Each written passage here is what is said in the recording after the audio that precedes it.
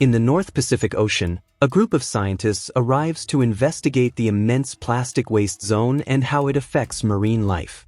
While recording a video, the tracker of a female shark they've been monitoring for a year emits a warning. The animal approaches at high speed, prompting 4 divers to prepare and submerge. After some time searching underwater, they find the body of a baby whale entangled in fishing nets. This is the second find in less than 21 days. Examining closely, they notice that the small cetacean's stomach is full of plastic fragments and has a bite mark. Unexpectedly, a shark appears and swims past Chris without injuring him.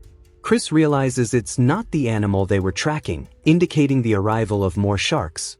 His suspicion is quickly confirmed. In a short time, they are surrounded by several females, all agitated. Sophia, Chris's wife, observes the monitor and notes that all the sharks are large and female. Shortly after, Lilith, the tracked female, finally appears. The team is shocked to see that Lilith now measures 7 meters, having grown from only 2.5 meters in 3 months.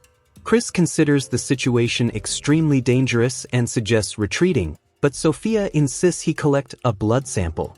Chris, apprehensive, tries to pierce Lilith's skin, who recoils angrily.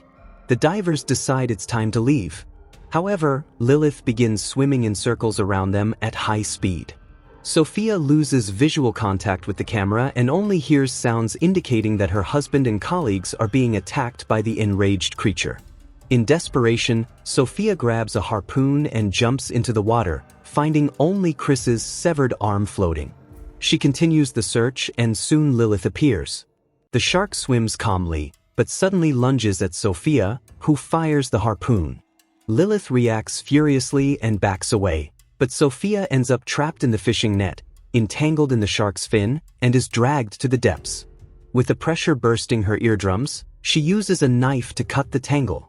Freed, she manages to return to the surface. 3 years later, in Paris, 2 individuals fishing with magnets in a river find an explosive device. The police arrive quickly, followed by the press, but luckily, the bomb casing is inactive.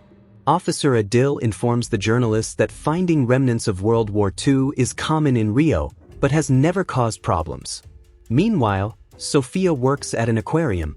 She tries to educate a group of children about the importance of preserving marine life, but is ridiculed for having lost her entire team in a shark attack. Consumed by guilt, Sophia leaves the aquarium distraught. At that moment, she is approached by Mika, who mentions Lilith's tracking device. Mika leads Sophia to SOS, her ocean protection collective. Each member admires Sophia's work and uses her findings to defend sharks. She is introduced to Ben, Mika's girlfriend, who uses his computer to locate Lilith's tracker signal. Confused, Sophia claims that locating it is impossible due to the security of her systems, but Ben explains that nowadays he can access anything. Lilith has been in the same body of water in Paris for 3 days. Sharks are not freshwater creatures, proving that climate change and pollution can affect their behavior. Mika believes Lilith is disoriented and struggling to survive. Therefore, that night, she plans to dive and attempt communication, hoping to help her return to the ocean. There was also an incident on the bridge, where a vehicle fell into the water and the driver disappeared. Mika wants Sophia to accompany her, but Sophia considers the proposal absurd and withdraws. At home, Sophia can't get Lilith out of her head, picks up her old research kit, and cries while watching videos of Chris and his team. When the video shows Lilith, Sophia has a fit of despair and finally activates the locator, which confirms the veracity of Mika's words. That night, Mika and Ben navigate the river until they reach the bridge. Mika dives in, facing the difficulty of visibility caused by the pollution. Upon finding the car, she notices several bite marks. On the surface, Ben notices approaching police cars and pulls the rope to alert Mika. However, she decides to continue the investigation and disconnects from the rope. At that moment, Mika sees something large swimming near the car, but when she illuminates the area with her flashlight, she finds nothing. Hearing the police sirens above, she decides to surface. Ben is already fleeing. Thus, only Mika is detained. On the police boat, She tries to explain to Adil that she was cleaning the river, but he doesn't believe her. On the way to the police station, the officers stop to remind some homeless people that the city needs the area cleared for the triathlon. When Sophia arrives at the bridge, everyone has already left, but her tracker still detects Lilith in the area. She follows the signal and finds the homeless encampment, which is empty except for their dog. The small dog insists on staring at the river and growling. In the darkness, they don't notice the shark fin under the bridge. The next morning, Adil continues to interrogate Mika until she tells him about the shark. He doesn't take her seriously, but is interrupted by a colleague who reports an emergency near the river. Sophia continues to track Lilith and realizes she is nearby. Then she warns a boy to move away from the bank. At that moment, she receives a call from the police and is taken to meet Adil and Mika, who are also near the river. The reason is the discovery of the body of a homeless man, a victim of extreme violence. Upon examining the wounds, Sophia confirms that they were caused by a shark. They take the information to Chief Angel, who refuses to believe in the presence of a shark in the river and demands concrete evidence. Adil and his team decide to dive to look for evidence, and Sophia accompanies them to guide them with her tracker. 3 officers jump into the water and find a large dead fish with large bite marks. Mika followed the group on land and fears they intend to kill the shark. She then calls Ben and asks her to hack into the tracker system to disable it. Ben succeeds, and Sophia and the police quickly lose the signal. In the water, the officers see something dark swimming in circles around them. Adil notices the tension on the rope. He and Sophia immediately begin pulling to help the team get back to the boat. The divers report seeing something gigantic down there and, upon checking the sonar, confirm that Lilith is in the river. Now, Adil suspects that Sophia turned off the locator and accuses her of putting the team at risk. When her nose starts bleeding, Sophia leaves the boat and spots Mika nearby. She follows her to the office and the two discuss what happened. Mika insists that sharks don't attack without reason and that what happened to Chris was Sophia's responsibility. This hurts her and makes her leave. At the police station, Adil tells Angel that they need to isolate the river area, which would mean canceling the Olympic triathlon. Angel worries about the mayor's reaction. Adil researches Sophia online and finds her speech about climate change. He also learns about the events involving Chris and his team, which makes him reflect on the friends he lost during his military service. Meanwhile, Mika broadcasts a video on social media to inform the world about the shark in the river. She explains that Lilith's behavior has been altered by climate change and that she doesn't deserve to be eliminated. Therefore, everyone must join forces to save her. After watching the video, Sophia tries to check the tracker, but it remains inoperative. Leaving work, Adil approaches Sophia and apologizes for the bad start. He also invites her to the meeting with the mayor. In the mayor's office, Anjali, Adil, and Sophia try to emphasize how dangerous the situation is. However, the mayor has already invested a large sum and doesn't want her image tarnished in the press. She refuses to cancel any part of the event and orders the police to resolve the shark situation before the competition begins. Then, Sophia suggests to the police that the best tactic is to lure Lilith to the bridges and sedate her. That way, they can capture her and the Oceanographic Institute can take over. Sophia shows a video explaining that, once sedated, they will only have a few minutes to prepare Lilith, or she will die of asphyxiation. At that moment, Ben arrives and tells them that Lilith is in the catacombs, near the sewage reservoirs. She also reveals that she came without warning Mika, who believes it's possible to guide Lilith using sonar. Ben reactivates the locator on Sophia's computer and shows them an old access tunnel under the canal that connects the river to the catacombs. Sophia and the police use the boat to reach the tunnel, but they have to proceed on foot because it's very narrow. The activists are already present, and Ben tries, unsuccessfully, to convince Mika not to dive. Mika jumps into the water with the sonar just before the police arrive to disperse everyone. However, Mika refuses to give in and asks everyone to stay. At that moment, a large fin emerges from the water and begins to circle Mika. To everyone's surprise, a second fin joins the first. Judging by the size, everything indicates that Lilith has given birth.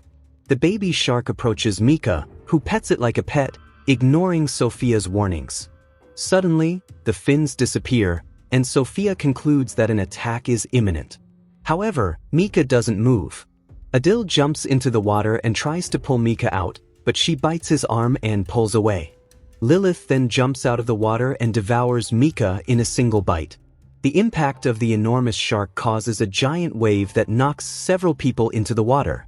To Sophia's astonishment, Lilith bites and kills her own offspring, likely due to the human scent. With the help of another police officer, Adil manages to get out of the water, and the officers direct the crowd out of the tunnel. However, people continue to slip and fall. Thus, Lilith attacks every victim she can reach. Ben is accidentally pushed into the water, and Adil tries to rescue her, but another person pushes her down in an attempt to escape, and Ben also ends up dead. Many of the rescued activists have mutilated limbs, and Adil, furious, fires, but all his shots miss their target. When a police officer bends down to help more people, the panicked victims unintentionally drag him into the water. His colleagues try to save him, but Lilith is stronger and soon pulls him back to eat him. In the tunnel, the fleeing crowd piles up, and many people drown as other victims pass over them. Moments later, doctors and nurses are overwhelmed, with all the victims being taken to the hospital. Sophia feels guilty about what happened, but Adil reassures her, saying she did what she could. The baby shark's body is removed from the water, and Sophia takes it to a laboratory for study. She detects several mutations that confirm the pup's adaptation to life in freshwater. Sophia also confirms that the pup is female, and upon opening its stomach, finds several other pups. This is inexplicable, since this shark is just over a month old. She concludes that the mutations are allowing Lilith and her offspring to reproduce through parthenogenesis, a process that allows an embryo to develop from an egg without the need for fertilization. This means that Lilith is the first specimen of a new species, and if they don't eliminate her, she will continue to generate more like her. At the next team meeting with the mayor, she complains about the 12 deaths. A military officer states that they should have filed a report, and they explain that they warned her, but she claims they didn't say enough. Sophia demands that she inform the press and cancel the event. However, the mayor dismisses her and orders her team to cover up the facts. In the afternoon, in a TV interview, the mayor states that the news about sharks in the river is false and that the triathlon will go ahead.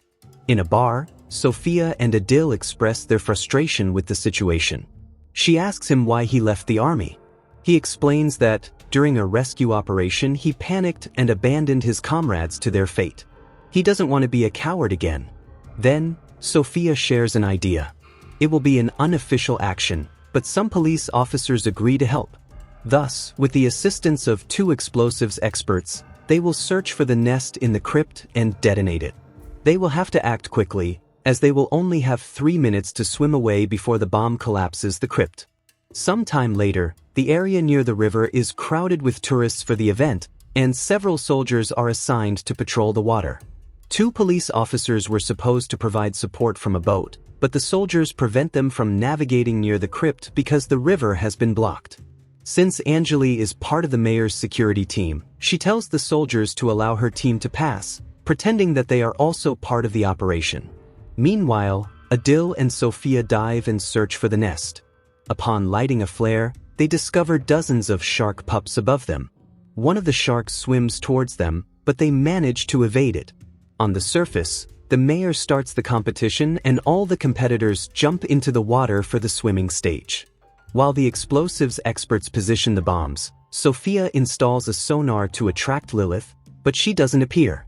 Suddenly, the baby sharks attack one of the explosives experts, killing him instantly and causing him to drop the detonator. Sophia tells the others to stay together and still, but the other expert decides to swim ahead to retrieve the detonator.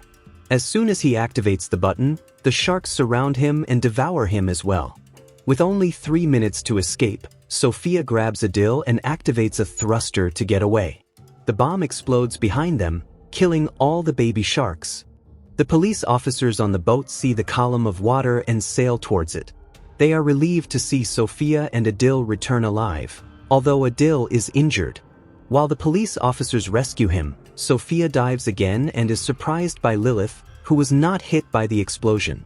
She immediately returns to the surface and tries to warn the others, but Lilith hits the boat, throwing it high into the air. All the police officers fall into the water, and Lilith begins to devour them one by one, except for Adil, who joins Sophia, and together they climb onto the overturned boat. Then, Lilith approaches the swimmers and begins killing them as well, turning the river red. The crowd only realizes the gravity of the situation when Lilith leaps out of the water with a swimmer in her mouth. The competitors flee as fast as they can, while the military vessels open fire. But Lilith's mutation has made her so fast that she manages to dodge all the projectiles. Angel and Adil try to order them to stop, as the river is full of old bomb carcasses. However, they are not heard. While the crowd panics and flees, another policeman appears in a new boat to finally rescue Adil and Sophia. The soldiers rush to the bridge to continue shooting and, as predicted, hit a bomb carcass. This explodes, causing only a small rise in water, but triggers a chain reaction that makes the other bombs explode as well. The subsequent explosion is so violent that it destroys 2 bridges, and even the manholes in the street lose their covers. As the crowd continues to run, they end up pushing more people into the water. This explosion also generates a huge tsunami that rises above the river and quickly floods the city. Several people, including the mayor, fall into the river and disappear. Sophia swims swiftly to rescue Adil and takes him to the top of a submerged building. Looking around, they realize they are surrounded by sharks. Due to the river's connection to other water sources, Lilith and her offspring spread across the planet and begin to terrorize all the major metropolises. If you enjoyed the summary, leave a like and subscribe to the channel. Until the next video.